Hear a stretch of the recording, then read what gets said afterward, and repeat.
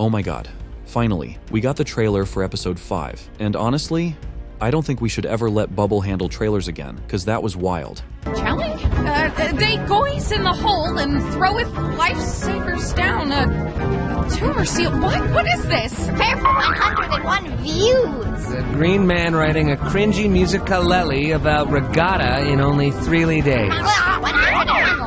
The biggest reveal from the trailer is that all the previously shown adventures are actually happening in one episode, so I was right when I told you all that. Plus, Pomni's becoming the president, and it looks like she'll have to save everyone else, and maybe, just maybe, Jax is the one behind all the chaos. The Big Tops are gonna face off against their evil clones, but seeing Orbsman, that totally caught me off guard. And of course, we finally got the official release date, just one more week until the craziest episode yet drops. But a lot of people forget that besides the trailer, we've also got some older leaks that might actually shed even more light on what's gonna go down in episode 5. And considering the original outline and everything that happened in episode 4, one thing that really stands out is that seemingly cute little Ragatha doll. But of course, she's not the only thing we're gonna dive into. The very first leak was an image showing a drawing from Gangle's notebook, where we learned who she considers her friends, Pomni and Zubul. Even then, it seemed odd that Ragatha, who is usually on Gangle's side, was not on this list. But judging by this drawing and Gangle's words, we can see that not everything is as straightforward in the digital circus as it might seem. Oh, Ragatha. I love her, but after a while it gets kinda hard to tell how genuine she's actually being. We understand that almost half of the first season of TADC has already passed, but we still haven't seen any hint of major events. And based on one of Goose's spoilers, we won't see that in episode 5 either. One user asked, which out of the next 5 episodes is the lightest in terms of mood? And are you also doing those short mini episodes that aren't that important to the plot? To which Goose replied, 5 is probably the lightest of all the episodes. One could say that it's the silly before the storm. And now, this is getting really interesting. Considering another mini spoiler, it's genuinely unsettling. Gooseworx confirmed that episode 5 cannot be considered a full-fledged Ragatha episode, just as episode 6 won't be solely about Jax. It turns out that both characters will be revealed to us in parallel across these 2 episodes. However, it's been said that episode 5 will be the last calm episode, meaning it will fully uncover all the characters' sins. Reflecting on our first spoiler, we realize that Ragatha apparently doesn't belong to the list of positive characters. Her behavior in episode 4 was only the beginning of the terrifying truth we'll learn about her. You are such a grouch. Why are you always being a grunch? Oh, she's flirting with the gummy guy, 'cause she'd rather be with an NPC than with us or something. I wish someone would flirt with me. Many fans were genuinely curious about what would happen to Ragatha after episode 4, how other characters would treat her, and everything else. However, one fan asked a more specific question: what will happen to her after the events of episode 5? The response Gooseworx gave raises many questions. For some reason, I'm convinced we won't see the familiar happiness from Ragatha anymore, and her line from episode 5 only reinforces this: not anymore. What this could mean remains the subject of debates and discussions, but I think I've managed to solve this mystery. Think back to Ragatha's behavior in the first 3 episodes. She's always cheerful and joyful, and these scenes only confirm it. That's just one of Kane's little adventures. They're just something fun to do to, prevent us from going insane. Wow, sounds fun. What do you think, Pomni? Oh, this place is spooky. I wonder how hard Kane's gonna go with the scare factor. She didn't even lose her optimism and love for life during the most critical moment, when she was on the verge of turning into an abstracted monster. Even in episode 4, although she was under the influence of the stupid sauce, it still wasn't depression or negativity. However, one scene stands out from the overall picture of the cheerful and happy Ragatha. Really can't leave, and constantly chasing an unattainable goal will start driving you a bit crazy. And eventually you get to asking what the point of anything is, and you completely lose sight of who you are and why you're even alive, and when you reach your breaking point, something really terrible can happen. And that very phrase, "not anymore," might signal that Ragatha has returned to her true mental state and is now tired of wearing masks. All she wants is to simply be herself. The phrase, "huh," isn't a hint at any horrifying or tragic events, but rather an acceptance of the fact that Ragatha hasn't been authentic for a long time. These changes are also hinted at in episode 4, which, though presented as a humorous piece, subtly lays the groundwork for a chain reaction that will lead to a complete shift in understanding Ragatha's character. While the behavior in episode 4 is driven by the stupid sauce and shouldn't be taken entirely seriously, this episode acts as an inhibitor of deeper changes to come. Although we won't delve deeply into Pomni's phrases or other out-of-context remarks, as the focus here is on Ragatha's evolution and the overarching narrative beyond just episode 5, it would be remiss not to discuss how Ragatha arrived at this point. But even that's not the most interesting part, because this teaser hinted at something truly creepy. And after watching that TADC ad in Japan, I feel like the puzzle pieces are finally coming together. At first, I didn't get the whole deal. Why the hell did Glitch and Goose throw some random abstracted monster into that ad a year and a half after we last saw something like that? On one hand, you could just say it's Kufmo, and that abstraction is just a symbol of TADC, which would make sense. But what if that ain't it? Maybe this character is hinting that someone else is going to share Kufmo's fate in the future. Or hell, maybe it ain't even Kufmo at all. Maybe it's somebody else. We already know Kane locked Kufmo away in that basement with the other monsters, and from what I can tell, none of them have managed to get out. What really backs up my theory is Pomni and Jax's dynamic in that ad. Based on how they interact, it looks like they're at least at the episode 3 stage. Think about it. Back in the pilot, Pomni had no clue what was going on. In episode 2, she still wasn't ready to clap back at Jax. But episode 3, that's when she really started showing some backbone. And in that case, there's a huge chance that this ad was actually showing us someone new. But who exactly could have turned into an abstracted monster? That's what we're going to find out today. Let me just say up front, don't get too attached to the specific episodes I'm going to mention, because honestly, this kind of transformation could happen in any episode. And Kane's reaction, it might not even be about a returning character. It could be someone completely new.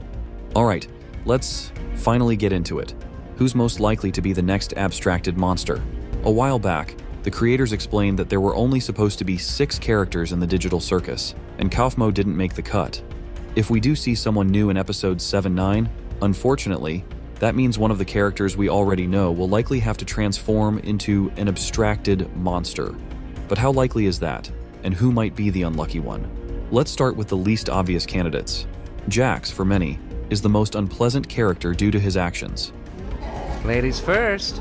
No, wait, why would I say that? Side and shoot him repeatedly until they're unrecognizable.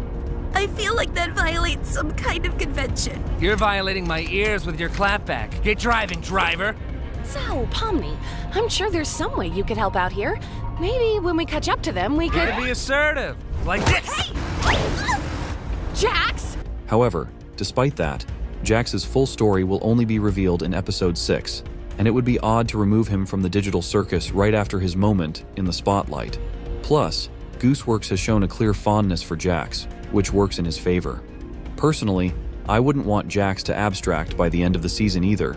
It's really fascinating to see how, with each episode, people seem to care less and less about him. Don't I know it? If your friends see him, I only hope he doesn't bore them to death with his endless monologue. Feel free to visit anytime. Definitely. What happened up here? Don't worry about that.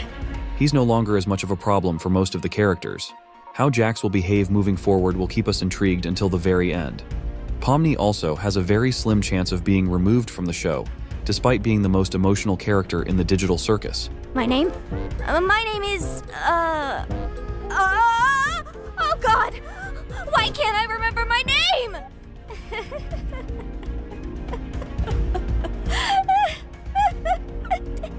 Why?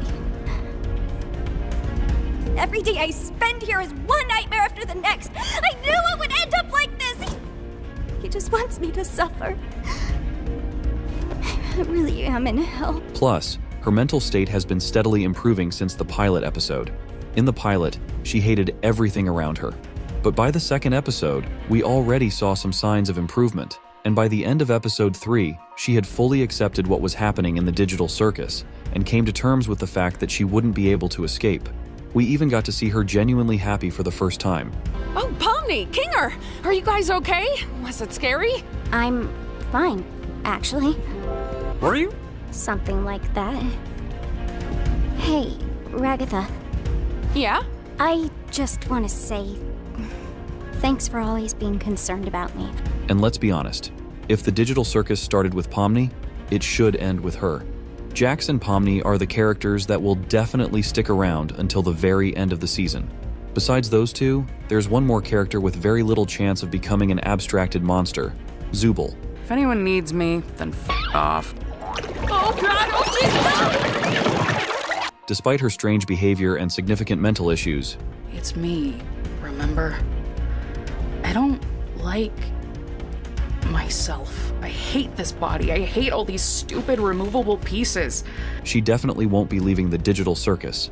Remember that one leak from Gooseworx, where she explicitly mentioned that Zooble would be with us until the end of episode 9. With that, we have 3 characters who definitely won't be removed, and we'll get to enjoy their journeys until the end of the first season.